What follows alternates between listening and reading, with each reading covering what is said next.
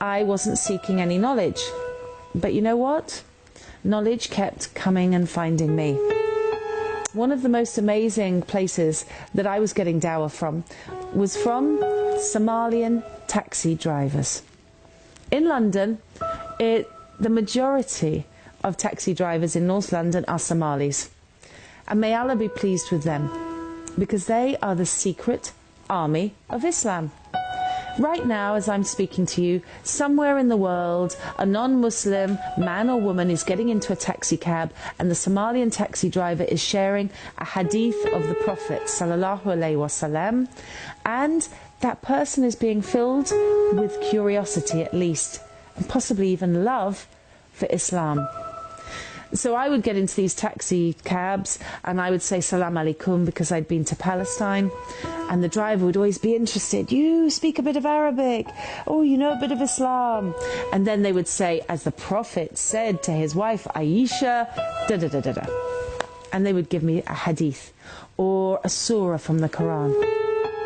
And it got to the stage where I looked forward to getting into these taxis and learning more. You see? My heart was being softened for Islam.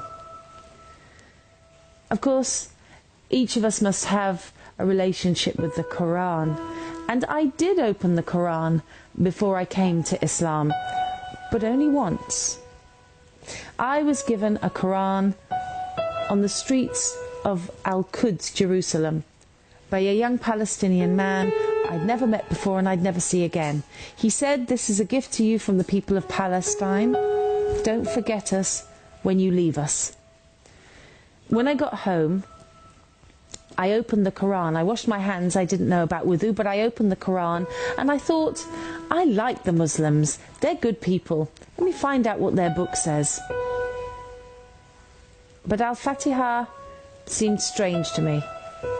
I turned more pages. The book seemed to be shouted commands, and the voice seemed rather threatening. I felt scared. Imagine being scared of the Quran. But you know, Allah is the all-knowing and the all-wise. And if you come to the Quran in disbelief, or Allah has not prepared you for the Quran, it's not open to you. And at that point, it wasn't open to me.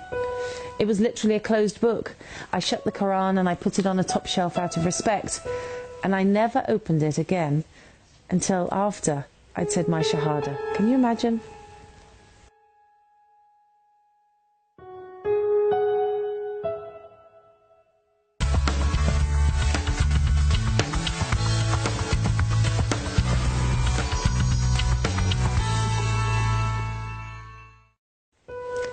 In 2008, I got an email that would change my course of my life again. It said two things. Would you like to come to Gaza by boat? And call this number if you'd like to come to Gaza by boat. It was such a strange email. No boats had been to Gaza in Palestine for 44 years, because before that the Israelis had blown up the only boat that was going to go there in the 70s and had killed the organisers who were trying to sail to Palestine. But in 2008, a group of women from America started the Free Gaza movement, and they invited people around the world to break the siege of Gaza. A cruel, illegal siege, inhumane. The two boats left from Cyprus, and guess what? I was on one of the boats. I did call that number. I remember sailing overnight, 36 hours from Cyprus to Gaza. We'd all written our wills. I'd said goodbye to my children in a Skype message. And the next day, on August the 23rd, 2008, Gaza rose out of a mist. It was the greatest day of my life. And I know nobody on those boats will forget it. As we got closer, there were dots in the distance, and these dots turned into people. Tens of thousands of people. And they were shouting one thing. Allahu Akbar, Allahu Akbar, Allahu Akbar. You see, the Palestinian people thought the world actually cared about them at that moment. It was something great to be a part of. We were only supposed to stay 3 days, and then 3 days with the people of Palestine, then take the boats and leave for the safety of Cyprus. I had 2 young daughters who were in France. But somehow, on the 3rd day, I was there on the dock waving the boats away. My only certain exit from Palestine, from Gaza, was gone. I can't explain to you why I did that. Only Allah knows. It took me 30 days to leave Palestine. The Israelis wouldn't let me leave Eretz crossing, and the Mubarak regime guards would not let me leave through Egypt. I was trapped. I was trapped in Ramadan, in Gaza, with Muslims under oppression. And what a lesson that would be. Subhanallah.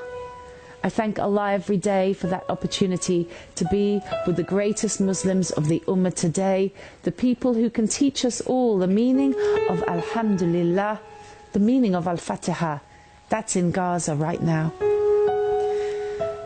I remember one night I went to have iftar with a very poor family in a place whose name I remembered, Rafah, the refugee camp where you may remember Faris Odeh had come from. A woman opened the door of a room in the refugee camp and she said, Assalamu alaikum rahmatullahi wa barakatuh. She seemed so happy I couldn't understand it. When I went in, she lived in a hovel. I asked her, why do you fast in Ramadan? It makes no sense to me. Your God makes you hungry. Your God makes you thirsty. Why are you fasting? This mother of Rafah turned to me and she said, with a face so full of light, I fast in Ramadan to remember the poor. I remember those words because she was so poor herself. And she didn't seem to realize it because she was just grateful to Allah for whatever she had. And at that moment a key went into my heart and the words came to me, if this is Islam, I'm in. But guess what?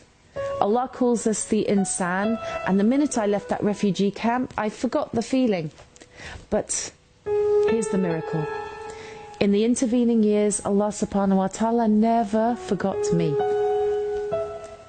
2 years later, I went into a mosque during Ramadan and I said a simple prayer, and as I sat down, I was surrounded by such immense peace and joy that I knew Islam was the truth.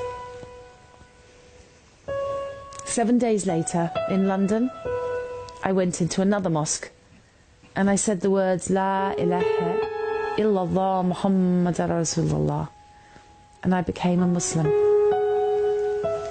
And now, this is my 2nd Ramadan, and my daughters are fasting with me, and our life is one of completeness and gratitude. Gratitude to Allah for guiding us to this beautiful faith, and gratitude to all of you for being my sisters and my brothers. So I make dua that, like me, you will today recognize that Alhamdulillah is the strongest word we can be saying. Because you and I, we have freedom. You and I, we have children who are well. You and I, we have Islam. So please, remember to thank Allah every minute of the day for the blessings He's given you. Assalamu alaikum wa rahmatullahi wa barakatuh.